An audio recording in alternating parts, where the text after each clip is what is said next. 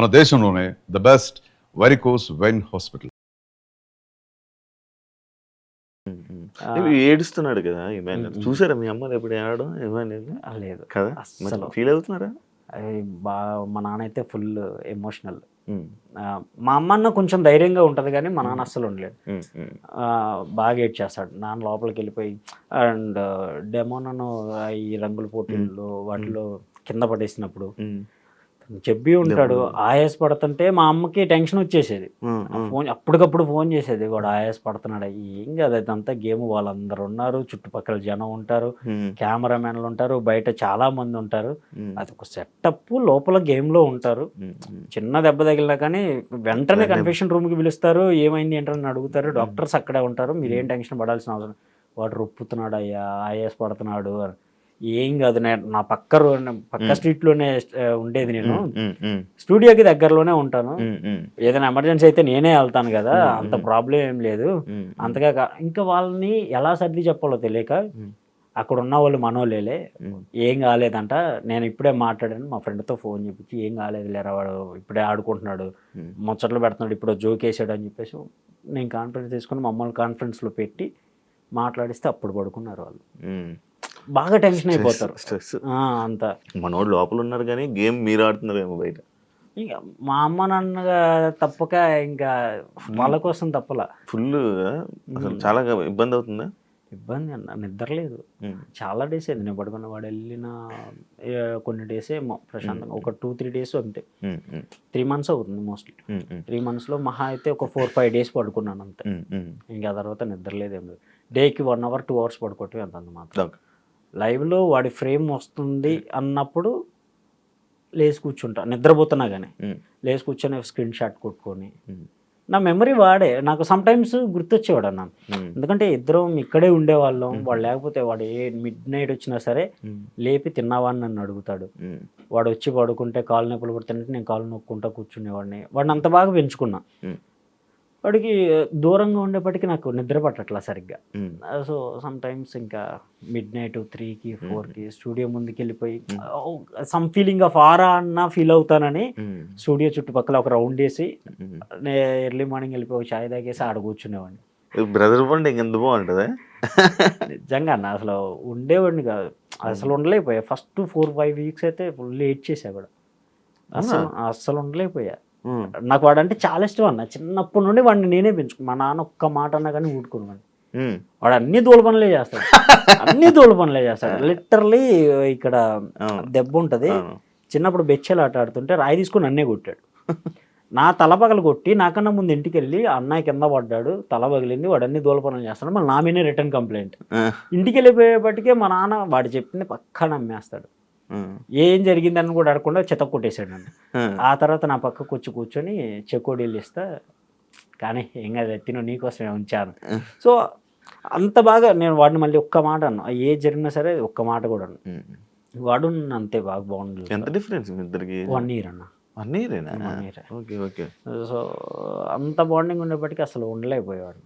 హాస్టల్లో వాడిని 5th వరకే కలిసి చదువుకున్నాం. 6th 7th 8th 9th 10th వేరే చోట. ఎగ్జామ్స్ రాయాలి, సీట్ రావాలంటే ఆ స్కూల్లో సీట్ రావాలంటే ఎగ్జామ్స్ రాయాలి. మా నాన్న భుజం మీద ఎక్కించి వరదలు అప్పుడు విజయవాడ వెళ్ళాలి, మా ఊరు అమరావతి, కృష్ణానది దాటి వెళ్ళాలి. మా నాన్న భుజాన్ని ఎక్కించుకొని ఇద్దరిని మోయలేడు కాబట్టి నన్ను ఎగ్జామ్ వద్దన్నాడు. ఇక నువ్వు వద్దులే, నువ్వు అంతగా చదవలేవు, తమ్ముడు బాగా చదువుతాడు అంటే సరే తీసుకెళ్ళి నాన్న. వాడిని భుజాలు ఎక్కించుకొని ఫ్యాట్ తల మీద పట్టుకున్నాడు. మా నాన్న భుజాల మీద వాడిని కూర్చోపెట్టుకుని వరదలు వచ్చే దాని మీదనే చిన్నగా ఈదుకుంటూ ఆ దగ్గరికి తీసుకెళ్ళి ఎగ్జామ్ రాపించి తీసుకొచ్చాడు. అక్కడ ఉన్న స్టూడెంట్స్ అందరిలో టాప్ వాడే వచ్చాడు. ఆ రోజు వచ్చిన seat 5th 6th 7th 8th 9th 10th ఆ 5 సంవత్సరాలు వాడికి ఫ్రీ సీట్. 10th 9.7 or 9.8 అప్పుడు జీపీఏ స్టార్ట్ మాకు. సో అది కంప్లీట్ చేసుకుని బయటకు వచ్చేసాడు. వాడు బయటికి రావడంతో నాకు ఒక ఫీల్, మళ్ళీ నా తమ్ముడు నా దగ్గరకు వచ్చేసాడని. మళ్ళీ సపరేట్ జాయిన్ చేస్తానంటే నేను అస్సలు ఊరుకోను. ఇద్దరం ఒకే చోట ఉంటామని పట్టుకొని కూర్చున్నాం ఇద్దరం. వాడు స్కూల్ డేస్లో ఉన్నప్పుడు వాడికి మటన్ అంటే చాలా ఇష్టం. ఎర్లీ మార్నింగ్ 3కి మటన్ కోస్తారు. నేను 2:30కి వెళ్ళిపోయి మటన్ కాడ ఇలా కూర్చునేవాడిని. మా నాన్న జేబులో నిద్రపోయేవాడి జేబులో డబ్బులు తీసుకుని వెళ్ళిపోయి మటన్ తీసుకుని వచ్చేసి మా అమ్మని లేపి 6 కల్లా క్యారేజ్ రెడీ చేయించేవాడిని. 10కి స్కూల్ గేట్లు ఓపెన్ చేస్తారు స్టడీ అవర్స్ అయిపోయి. 10 కనంటే నేను 7 కల్లా అక్కడ ఉండేవాడిని. 3 అవర్స్ వాడు ఎప్పుడు బయటకు వస్తాడని క్యారేజీ పట్టుకొని గేట్ ముందు నుంచునేవాడిని. గేట్ ఓపెన్ చేయగానే ఫస్ట్ పరిగెట్టుకుంటూ వచ్చేది వాడే.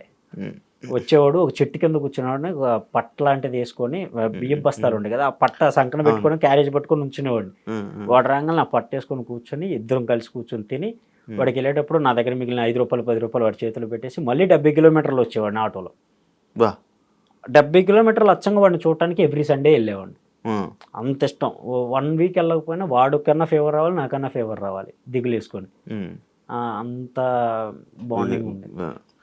మనోడు నార్మల్గా ఫన్నీ అంటే ఇప్పుడు గొడవ పడతాడు, నామినేషన్ చేస్తాడు, మళ్ళీ ఇల్లు కలిసిపోతాడు. ఎందుకు అలాగే ఉంటాడు? అంతే బయటైనా అంతే అన్న. ఇప్పుడు సమ్ ఎమోషన్స్ అనేది ఇంకా అన్కంట్రోల్డ్, అది ఎవరికైనా అంతే. ఆ టైం సిచ్యువేషన్ బట్టి ఏదో అరిచేస్తాం కానీ తర్వాత కూర్చొని థింక్ చేస్తే అది రైట్ ఆర్ రాంగ్ అనేది అప్పుడు అర్థం అవుతుంది. సో ఆ పాయింట్ ఆఫ్ వ్యూలో వెళ్ళి తర్వాత సర్ది చెప్పుకోవటము, మళ్ళీ కలిసిపోవటము. సరే హర్ట్ అయ్యారంటే సారీ చెప్పటము, ఇంకా బాగా హర్ట్ అయ్యారంటే కనీసం వాళ్ళని నవ్వించడానికి ట్రై చేస్తాడే తప్ప రియల్గా అయితే అసలు యాంగర్ పర్సన్ కాదు. నామినేషన్ ప్రాసెస్లో అయినా సరే ఇది అని గట్టిగా మాట్లాడితే తప్ప అరవడు. లైక్ నువ్వు ఇది అని కన్ఫామ్గా చెప్పడు, దాన్ని సర్ది చెప్పుకుంటాడు. ఓకే డన్ చేసేసే, అవసరమైతే పక్కకి వెళ్ళిన తర్వాత కూర్చోబెట్టి మాట్లాడే మనస్తత్వంగా గొడవ పడ్డు. మన తనుజ ఇమాన్యుయల్ బాండింగ్ స్టార్టింగ్ బాగుండేది, మధ్య మధ్యలో దూరం అయిపోతుంటే నీకు ఏమైనా అనిపించిందా? It's a game, part of గేమే. అండ్ కొన్ని రోజులు ముందుకెళ్ళే కొద్దీ మిస్కమ్యూనికేషన్స్ అవుతాయి. ఒకళ్ళ గేమ్ ఒకరికి నచ్చకపోవచ్చు, ఇంకొకళ్ళ ప్రయారిటీ అవ్వచ్చు. సో ఆ పాయింట్ ఆఫ్ వ్యూలో ఏదైనా జరగవచ్చు. సో ఆ కమ్యూనికేషన్ అనేది కన్ఫామ్గా దూరం అవుతాడు. అండ్ రీసెంట్లీ కూడా నామినేషన్ ప్రాసెస్లో నువ్వు నా ఫ్రెండ్, నువ్వు నా ఫ్రెండ్, ఆ బాండింగ్ ఎక్కడికి పోదు. బట్ ఆ చిన్న కమ్యూనికేషన్స్ అనేవి గ్యాప్ని దూరం చేస్తున్నాయి అంతే తప్ప వాళ్ళిద్దరు ఫుల్ బాండింగ్ అనేది చాలా హ్యాపీ ఉంటుంది. ఎంజాయ్ చేస్తారు ఆడియన్స్ కూడా. స్టేజ్ మీదకి వెళ్ళావు, ఎందుకు మాట్లాడలేదు? ఏం చెప్పాలనుకోలేదా? ఎందుకు సైలెంట్ ఉండిపోయావు? అది ఒక చిన్న రీజన్ అన్న. నేను 24/7 లైవ్ చూస్తాను. 1 షాట్ కూడా మిస్ అవ్వను. లైవ్ చూస్తాను. డ్రైవింగ్లో ఉన్నా సరే సింగిల్ హ్యాండ్తో డ్రైవ్ చేస్తే ఇలా చూస్తూ ఉంటాను ఎవ్రీ టైం. అవసరమైతే కార్కి కనెక్ట్ చేసుకొని చూసుకుంటా పోతా డ్రైవర్ని పెట్టేసుకొని. అలాంటిది నేను 24/7 లైవ్ చూస్తున్నా, నా తమ్ముడు నాతో మాట్లాడలేడు, నేను చూస్తున్నాను అంతే. బట్ ఆన్ స్టేజ్ మీదకి నేను వెళ్ళంగానే నేను ఫస్ట్ టైం సూట్ వేసా, మొన్నే నా లైఫ్ టైంలో నేను సూట్ వేసింది ఫస్ట్ టైం. సో అది నన్ను చూడంగానే స్టేజ్ మీదకి అరే అన్నా అని అనగానే అంత పెద్ద సౌండ్ బాక్సెస్లో నా తమ్ముడు వాయిస్ వినగానే గూస్ బంప్స్. 3 months తర్వాత నా తమ్ముడు నన్ను అన్న అని పిలిచాడు. లిటరల్లీ ఏడుపు ఆగల. ఆ ఏడుపు వల్ల నేను ఏం మాట్లాడలేకపోయినా తప్ప వాడికి చాలా మాట్లాడదామని ఇంకా చెప్దామని వెళ్ళాను. వెళ్ళిన తర్వాత అన్కంట్రోల్డ్. అక్కడికి వెళ్ళిన తర్వాత అన్న సూట్ బాగుంది రా, ఎలా ఉన్నావు అని మాట్లాడుతుంటే ఇంకా నా నోట్లోనే మాట రాలే. ఇంకా అవినాష్ అన్నే లీడ్ తీసుకొని హ్యాండిల్ చేశాడు. సో చెప్పాల్సింది అవినాష్ అన్న హ్యాపీగా చెప్పేశాడు. నేనేంటంటే అంత పెద్ద స్క్రీన్లో నా తమ్ముడు ఎదురుగా నాకు రిప్లై ఇస్తాడు, నేను దాన్ని ఎంజాయ్ చేస్తా ఆ మైండ్లో ఉండిపోయినా తప్ప స్టక్ అయిపోయాను ఇంకా నా తమ్ముడిని చూసి లిటరలీ. అక్కడ చాలా డేస్ తర్వాత వాడు వాయిస్ విన్నా అన్న, ఆ ఫీల్ అంతే. కానీ ఏమైనా చెప్పాలనుకున్నావు కదా, ఏం చెప్పాలనుకున్నావు? నార్మల్గా గేమ్ కరెక్ట్గా ఆడుతున్నాం అంతే. అండ్ హీస్ చాలా ఇంటెలిజెంట్ అన్న, చాలా ఇంటెలిజెంట్. అండ్ సమ్ టైమ్స్ మతి మార్పు, సంథింగ్ ట్యాగ్స్ ఇలాంటివి పడుతున్నాయి. అస్సలు కాదు. వాడు 2-3 years బ్యాక్ జరిగిన సిచ్యువేషన్ని కూడా నోటెడ్గా గుర్తుంచుకుంటాడు. వాడు బ్రెయిన్ కెపాసిటీ నాకు బాగా తెలుసు. సో నేను చెప్పాల్సింది ఒకటే, నువ్వు మర్చిపోయావు అని అనుకున్న పాయింట్ని మెమరైజ్ చేసుకొని ఎవరైతే అన్నారో దాన్ని నువ్వు నేను ఇది కాదు అని నిరూపించుకో. And for more videos, please subscribe to iDream. Please subscribe to iDream. Please subscribe iDream. And please subscribe to iDream. For more videos, subscribe to iDream. please like, share and subscribe to the channel. Congratulations, iDream. Subscribe to iDream. Subscribe to iDream.